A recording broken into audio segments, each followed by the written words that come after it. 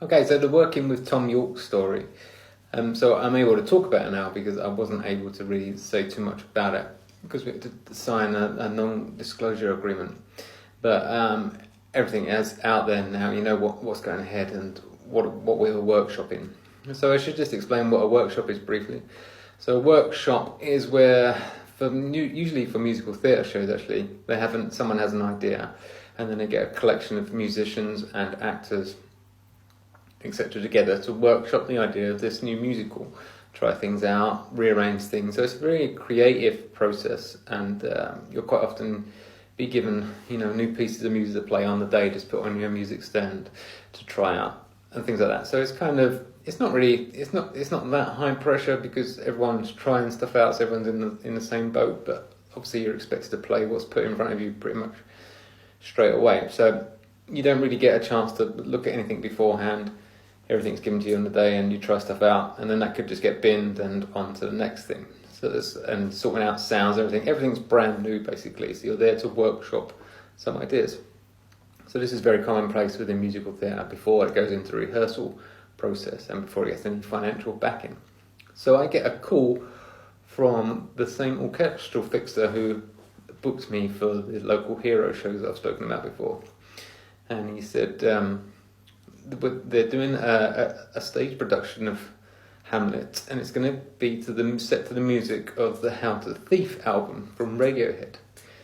And Tom York is going to be organising the music for it. Would you be interested in doing it?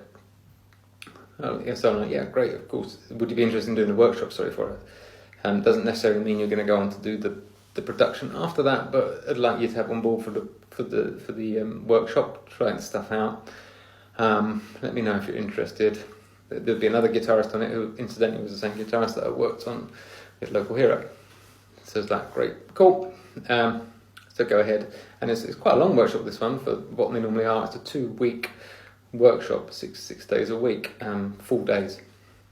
So it was quite a big thing. So that's what we weren't allowed to disclose what it was going to be. So as I'm sure all the Radiohead fans out there will see now, it's now going ahead in Manchester, I think, first of all. I'm not doing the actual production of it, but it's going ahead. So it's all out there. Radiohead had announced it, Tom York has announced it, and I think you could probably get tickets for it now. So it's Hamlet set to the How to the Thief music, or the other way around, whichever way you want to think of it. So we arrive at the venue where we're going to set up for 2 weeks, set all our gear up, and we were sent some charts of the How to the Thief album, and just really listen to it. The most important thing, I guess, with that was to getting the sounds right. And I'd in my teens, I'd been a fan of Radiohead. I remember having OK Computer on a cassette tape actually, which is really showing my age. So I was a fan of Radiohead. I wouldn't say I'd kind of kept up to date with what they were doing more recently, but I would say I was a fan. So I was pretty excited to be doing this. Not quite on the same level as the excitement of working with Mark, but it's another great artist to work with. Excited to meet Tom and hopefully chat to him about things and his process, etc. like that. So I was looking forward to it. So me and the other guitarists kind of communicate beforehand about sound and stuff like that and what we'd be bringing. Nothing was really stipulated about what to bring or anything, so just picked up a few guitars, thinking about what those guys use, Telecasters, 335s, Strat, acoustic. I also took, what else did I take? I took a semi-hollow Telecaster as well, an F-hole Telecaster, thin line Telecaster, 335, another Telecaster, a Stratocaster, a couple of Stratocasters, just to kind of cover all areas really. So I took a whole bunch of stuff, and I actually just used my Kemper floorboard because I know my way around that, how to program the kind of unusual sounds that might crop up. So that was cool.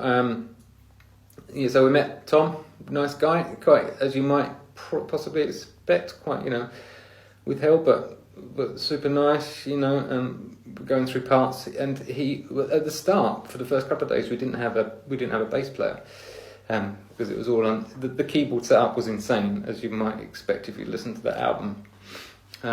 So lots of different keyboards there, a grandmother, which was new to me. He had a massive synth setup, and also there was a guy there doing post effects.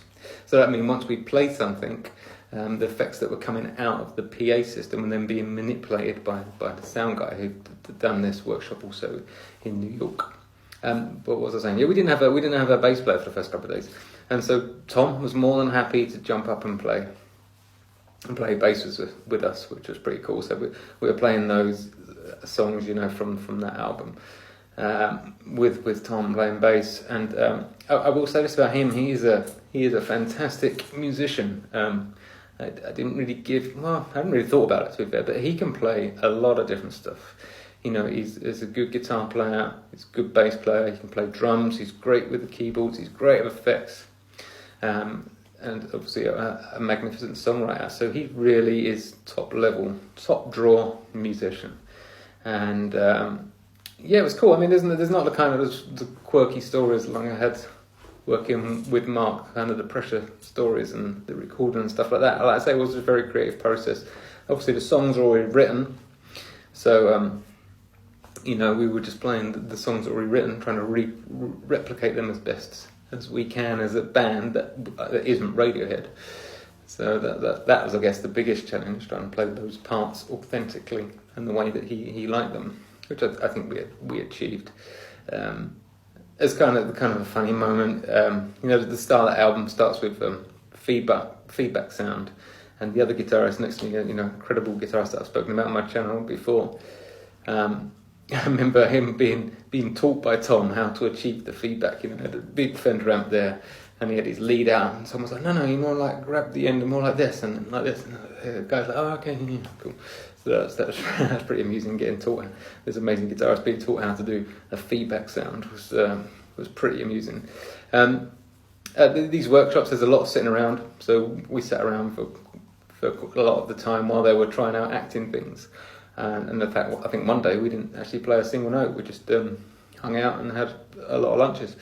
But it was cool, and I think it's going to be a great thing. So if you get a chance to go and see it, and you're a Radiohead fan, you're a Tom York fan, you're a fan of that album, having played this stuff and delved into the album, it's a great album. Lots of different layers to it.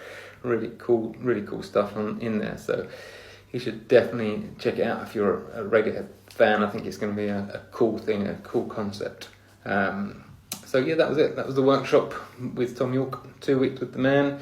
Brilliant hang out as much with him as other people that I've worked with, but was busy workshopping stuff. So, but it's cool. It's a good hang. It's great to see him in work, and it was great stuff to play. So that's my story of the Tom York period. Thanks.